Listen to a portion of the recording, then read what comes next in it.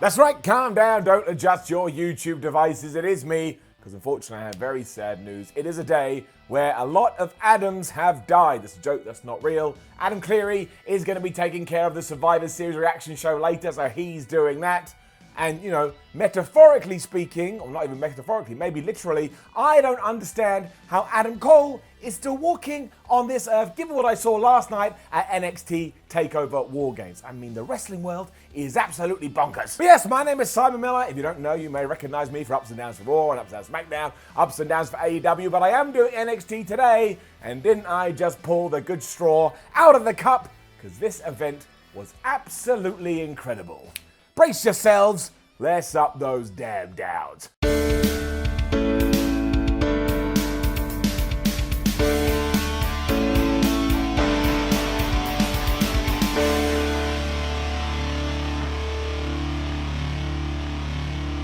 Now, I'm sure at some point NXT is going to do another women's War Games match, and when they do, I don't know how in the hell they're going to top the first. I mean, crazy moves, we had twists, we had turns, we had fire all over the place. This is one damn up. Before we even got here, during the pre-show, Mia Yim had been taken out by a stranger, meaning Rhea Ripley had to go to Dakota Kai and say, Dakota, I really need your help. Can you come and join me on my team? Kai was like, yeah, brah, I'll join you. And you could just tell it was a bad idea. And lo and behold, it was a really bad idea. As soon as she had been let out of the cage, she turned her head and looked at her supposed friend and tag team partner, Tegan Nox, and she absolutely walloped her, and she walloped her hard. She even took off that knee brace and looked at it like it was some kind of prize. Dakota even pushed William Regal when he came out to try and calm things down. And do you know what the crowd did when they saw that? They react as if they had seen a cat squished into goo, because nobody treats William Regal like that, because in the world of NXT, he has been treated like an authority figure that you should respect. Why we can't take that and put on Raw and SmackDown, I don't know, but it was good. Outside of that too, all of this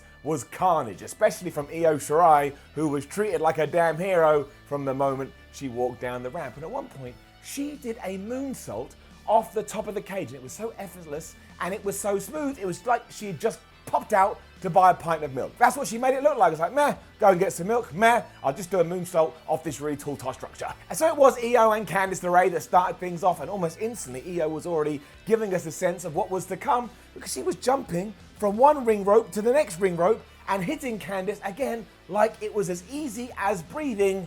Io Shirai, if treated well, is going to be such a big star. Hell, maybe she already is. Bianca Belair was up next, and soon she was powerbombing LeRae into the cage, so Candice was having a great evening, and Rhea Ripley followed, and clearly didn't think that 2 rings and 1 giant steel, like, you know, barrier, whatever you want to call it, we should have just gone with cage, wasn't enough, because she went under the ring and she started getting loads of weapons. I mean, just think of every wrestling weapon that comes into your brain other than tables. She had found it, and now they were in the damn ring. Kaylee Ray then skipped down to join the fracas, and she was all like, oh, maybe I'm going to get some weapons too, and she didn't because she's a heel, but it doesn't really matter, because then all of these ladies were involved in a Tower of Doom spot, which did end with them crashing through some chairs. I mean, right now, it is the morning, that event is done, a brand new day is here, all of their backs just must be going, excuse me, why did you do this? This is not what a back was for. Credible. It was at this point that we were meant to get Dakota Kai in the match, but we didn't, because again, she annihilated Tegan Nox. And maybe the best thing about all of this is that as Shayna Baszler also made her way into the War Games, she just couldn't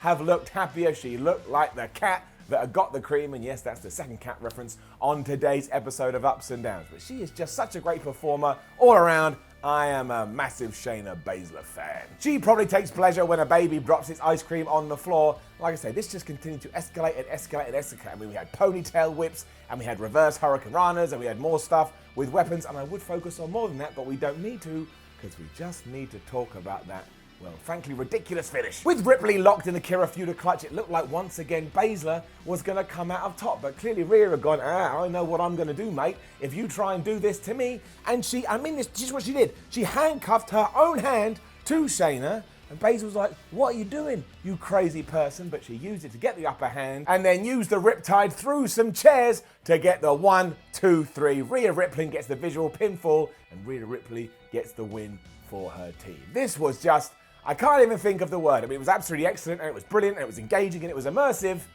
But these poor people, they put everything on the line, and that's why I want to say thank you very much for entertaining me on a Saturday night. And I tell you who else entertained me, Killian Dane, Damian Priest, and Pete Dunne. they're getting an up 2. In fact, focus on this. And sure, this wasn't as chaotic as the WarGames matches, but it was still 3 Premier workers doing their thing. I mean, within about 10 seconds, Dane had Prieston done on the outside, and he was doing some weird combo Samoan drop, fall away slam thing, and it looked like he had just murdered everybody involved. Dunn worked his way back into this eventually, but that made Killian Dane and Damian Priest goes, hey man, if we work together, maybe we can get the upper hand, which they did, but you know how those allegiances and those alliances work. You then go, oh wait, it's a triple threat match, you're now in my way. So they started to slug each other in the face too. Damian eventually was in control and he razored edge Pete Dunne onto a table, and I stress onto it did not break. And once again, I was getting worried about people's backs, and then Killian Dane felt like he had been left out, so he ran at Damian Priest and cannonballed him through the barrier on the outside. See, this is a triple threat match. There ain't no stipulations, but they were still doing crazy stuff. You could say this went a little bit too long because at one point the crowd did dip a little bit, probably because they were exhausted from what they had seen so far, but that is a minor criticism and I ain't gonna stomp down anything here because the finish was actually quite interesting. Pete Dunne had hit the bitter end on Damian Priest and he was going for the win. Obviously Killian was like, no, as always, I've said this, it's a triple threat match, I'm getting involved. So we picked him up and like Pete Dunne was trying to choke him out from behind. So, you know, Killian Dane saw Damian Priest on the floor, so he kind of did a backsplash, but that hurt him more. Pete Dunne pushed him off, and he stole the pin, meaning tonight on Survivor Series, we are going to get Pete Dunne versus Adam Cole for the NXT Championship, if, of course, Adam Cole is actually still alive. We will talk about it in around about 35 seconds. I fear for the Cole family. And then Finn Balor beat Matt Riddle. I mean, come on, what do you want me to do? When I am presented with this kind of roster and these kind of matches, all I can do is close my eyes, take the finger of power, and give it up. It lacked the sheer spectacle of the opener and the main event, but the fact we are even getting this match in 2019 kind of blew my brain. And Finn Balor especially has just re-come into his own. He looked like he's a man reborn and that he's embracing this new bad guy persona as much as he can, especially when Matt Riddle was on the outside. Balor saw him and went, I'm going to go and drop kick him in the face. And when they showed the replay, I'm amazed that Matt Riddle's nose is still attached to the skull bit of his body. It should be on the floor. Riddle's comeback increased the pace as he hit a V-trigger and a German suplex, but Balor was able to counter that and eventually hit a sling blade. And these are all standard moves, you've heard them all before, but the execution was just so good. It was as smooth as silk, even though I don't know what that means. I mean, who gets silk and rubs it and goes, oh, it's so smooth. The crowd went nuts when Riddle did bust out the jackhammer and the spear, and I will tell you, my dad Goldberg will not be happy with that. And then he realized, look, if I can't beat this man using big moves, I will try and utilize every single submission under the sun. So he did try everything, including the bro mission, but Finn clearly had a plan, because do you know how he ended this? He didn't use a double foot stomp or any other moves you're used to. He hit him with a 1916 DDT and planted Matt Riddle right on his head. He got the 1, 2, 3. I tell you, if we had just used this kind of Finn Balor on Raw and SmackDown about a year ago, we would be telling a very different narrative, but I still don't care because he is kicking ass. All the ass in NXT. I flipping love Finn Balor. And again, if you watch any of my other videos, you've always known I became a bit apathetic to him. It wasn't his fault. It was how he's being booked. Now he's risen up from the ashes. So this absolutely rocked, and it was absolutely perfect for this card because it offered a little bit something different, and both guys felt like absolute stars. Right, take a breath. Time to do it. Because it is our main event time, and that's right, 4 matches on one show. And did anybody feel ripped off? No. Was anyone sitting around going, oh, well, I think there should be a 5th match? No, because what WWE did here is they gave you a wonderful slice of entertainment. It also means, and I don't do this often, but hey, you got to call a spade, you got to be honest, you got to be transparent. The men's WarGames match is getting an up, and a little spoiler, we ain't upping or down anything else. 4 ups, 0 downs. Tommaso Ciampa and Roderick Strong kicked things off, and for some reason Tommaso had decided on this evening that he was going to be Casey Jones from the Teenage Mutant Ninja Turtles. He was wearing exactly the same mask, and I'm alright with that. Little secret for you. I love the Teenage Mutant Ninja Turtles. They just punched each other as hard as they could in the face for around about 5 minutes, and then Kyle O'Reilly got involved. He started doing all his Muay Thai type kicks, and I was kind of like, oh my gosh, now we're getting an MMA style fight. Dijakovic then entered and he was able to take everybody out until Bobby Fish followed that and balanced things back out again. And I was kind of like, this is the equivalent of a crazy F1 race when, someone is first and they're second and they're third and someone else is first and second and you see a crash. It was almost impossible to keep up with. Keith Lee then arrived on this scene and he absolutely stole the show, and that's mostly because I'm biased and I love Keith Lee. But he hit one of those giant cross bodies onto everyone, and I just feel like he could be the biggest player in all of the world. Unfortunately, Roderick Strong was aware of this, and he was once again able to cut Keith Lee off. But still, somebody buy me a I Love Keith Lee t-shirt, otherwise I'll buy a white one and I'll write on it. However, this was all tying into the structure of the match because, like I say, Roderick Strong doing that put the Undisputed Era back on top. And why would the Undisputed Era need to be back on top? Well, of course, it was because we needed to find out who was Tommaso Ciampa's fourth man. There had been a lot of discussion about this. Was it going to be someone crap like Baron Corbin? Was it going to be someone nostalgic like Doink the Clown? Or was it going to be the greatest wrestler in the history of all of wrestling, the Repo Man? As it turns out, WWE instead paid off something that had happened weeks ago, and when on earth does that ever happen? Because, my friends, the fourth man joining Team Ciampa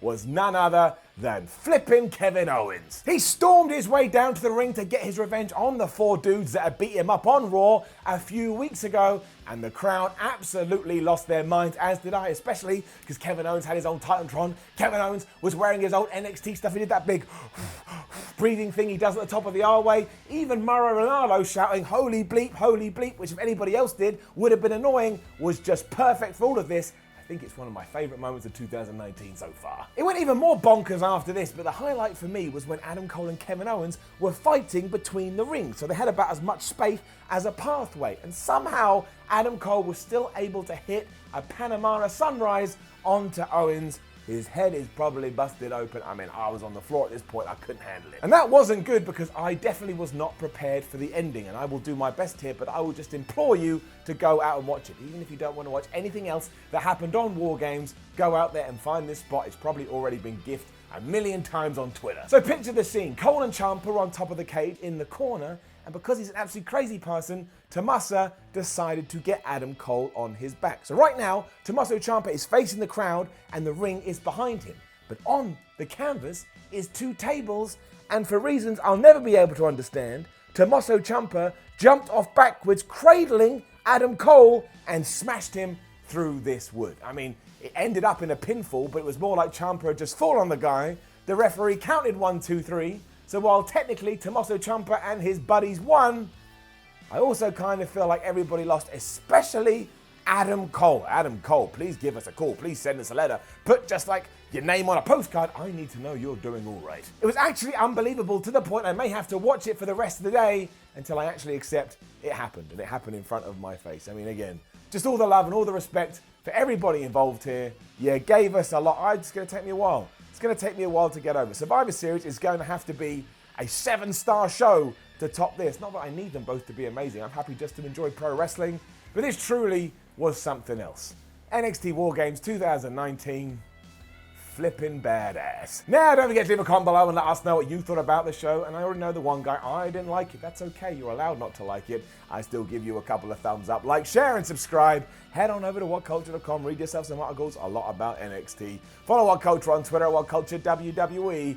And watch more videos here on WhatCulture Wrestling, especially because we've got all the Survivor Series stuff coming up. Again, we've got the reactions. We'll have what went down. We'll have ups and downs. Peel your eyes, they'll be there soon. My name is Simon from WhatCulture. Thank you very much for joining me. Adam Cleary will be back in the week to up those downs for NXT, and he could be dressed as a clown. Because if you don't know, I put out the challenge. He has accepted ups and clowns. We're going to go through the Survivor Series card later. When the main roster win a match, I get a point. When NXT win a match, he gets a point, and whoever has the lowest points has to dress up, like I say, as a clown. And for that one dude that went crazy on Twitter, obviously it doesn't count when Daniel Bryan faces The Fiend. I don't get a point because NXT's not involved. Honestly, one of the silliest things anyone's ever said to me. I will see you soon.